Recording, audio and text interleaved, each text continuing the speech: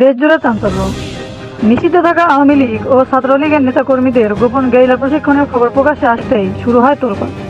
৮ জুলাই সকাল 10টা থেকে সন্ধ্যা 6টা পর্যন্ত পুরো 8 ঘন্টা ধরে রাজধানীর একটি কনভেনশন সেন্টারে চলে রহস্যময় বৈঠক। অংশ নেন অবসরপ্রাপ্ত সরকারি কর্মকর্তা, নিষিদ্ধ ছাত্রলীগ ও আওয়ামী লীগের শীর্ষ নেতাকর্মীরা।